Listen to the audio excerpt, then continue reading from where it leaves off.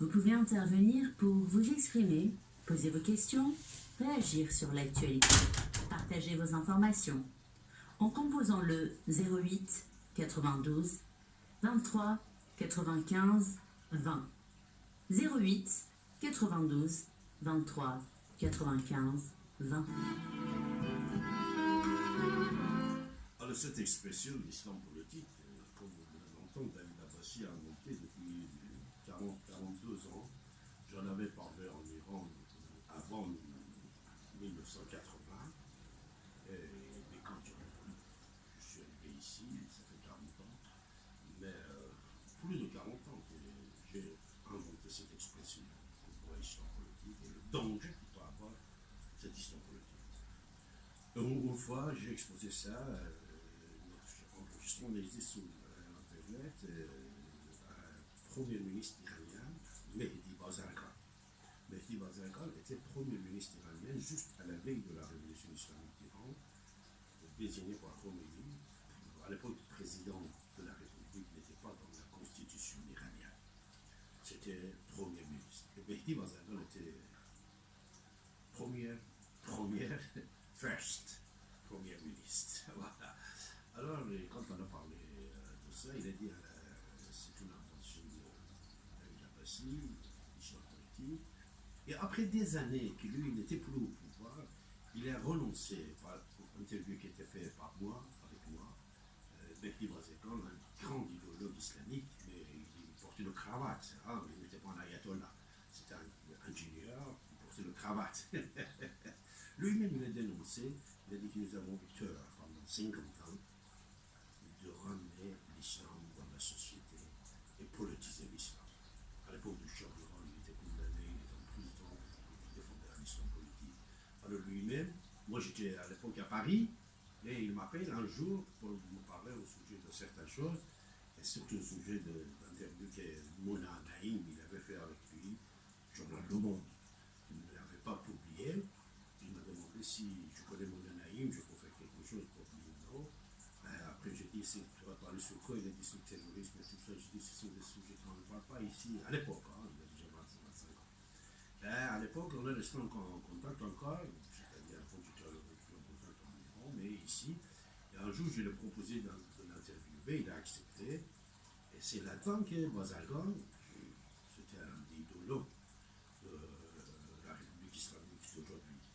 Il a renoncé à tout ce qu'il a fait pendant des années pour islamiser le pays, pour faire la révolution islamique. Mehdi Bazargan, trouvez ce nom sur l'internet, vous allez voir, c'est quelqu'un d'assez important. Alors quand les gens assez costauds comme lui renoncent à la politisation de l'islam, et actuellement dans tous les pays arabes du monde, vous en avez des millions de gens qui pensent comme ça, qui sont en Égypte, qui sont en Tunisie, qui sont en Algérie, qui sont au Liban, la Syrie, l'Irak, pendant des années avec Saddam et Bachar, il était communiste, il était marxiste, socialiste, il n'était pas musulman. Vous voyez? Alors, imaginez-vous que maintenant, ici, maintenant, au XXIe siècle, on va avoir peur de l'islam.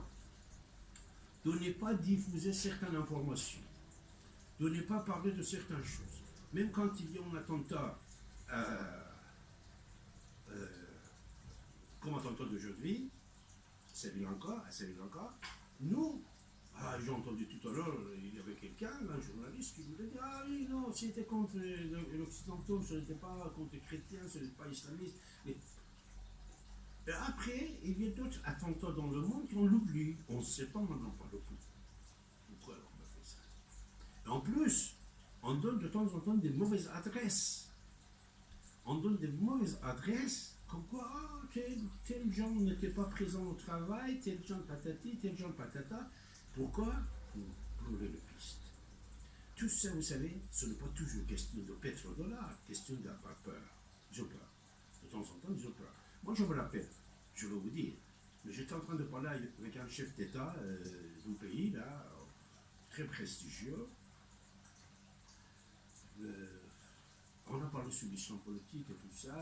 On avait lu mon bouquin Femmes et guerre en histoire politique, préfacé par le sénateur Henri Caillavet. Henri Caillavet, c'est quelqu'un quand même, hein, c'est un grand écrivain, c'est un grand homme de loi en France. beaucoup des lois françaises, c'est grâce à Henri Caillavet, beaucoup. IVG, CSA actuel, et beaucoup d'autres lois, euthanasie, et tout ça, c'est Henri Caillavet dès le départ. Et après, il nous donne à Simone Veil cette loi, l'autre, tatata, mais c'est lui, il était le père de, pour nous parler des lois humaines en Europe et en France. Henri Caillavet, il a préfacé mon livre, par les guerres en histoire politique, et cette chef d'État européen aussi, il avait mis son bouton là, quand on a parlé, il a dit, écoute David, nous sommes conscients de ce danger, mais regarde autour de toi. Notre vie, notre pays, il y a plein de musulmans. On ne peut pas dire ça. On ne peut pas. J'ai peur. Si je dis ça, même peut-être je vais être tué par mon gars. Je ne sais pas s'il est musulman ou non. Et de temps en temps comme ça. Et ça, imaginez-vous que ce n'est pas contre les musulmans, parce que les musulmans sont des êtres humains tellement gentils. C'est l'idéologie. C'est l'idéologie islam politique. Vous voyez, quand on parle de l'islam politique, on ne parle pas de l'individu. L'individu, il est sain, il est gentil, il est humain. C'est l'idéologie qui, chaque instant, peut fabriquer un terroriste. Et vous pouvez, après, devenir terroriste tout d'un coup, et comme vous avez pu constater dans plusieurs actes terroristes qui ont été faits, dans le monde, par les gens, que ces gens-là, c'était qui? C'était des gens éduqués à l'université, à Londres, à Paris, aux États-Unis, à Belgique. Ah, il y avait de temps en temps des trouillons, ils sortaient de prison, dans la prison, il est devenu islamiste, djihadiste et tout ça. Mais pour le pas aussi, c'était... C'est quoi, tout d'un coup, c'est l'idéologie. Il le ramène vers la sensibilité religieuse, le paradis, ce sont 12 vierges, l'Occident qui est mauvais, etc., etc. Ils font ça. Alors ils sont capables de faire 11 septembre et d'autres. Et d'autres, mes chers amis. Et voilà, nous sommes encore tristes ici maintenant, mais malheureusement, on ne voit pas aucune manifestation, aucune contestation pour dénoncer ces actes terroristes qui fait avec Allah Akbar. Qui fait avec Allah Akbar. Il crie Allah Akbar et tout. Il ne faut pas avoir peur, mes chers amis. Vous devez être présent dans la vie sociale. Vous devez être présent. Cette idéologie ne devra pas exister. Idéologie, je parle. Hein. Je ne parle pas de la religion. Hein. Je ne parle pas de l'individu musulman. Non, je parle d'idéologie. Cette idéologie, l'islam fanatique, que tout le monde a condamné, même avant tout, c'est les musulmans qui l'ont condamné, qui est en train de prendre chaque jour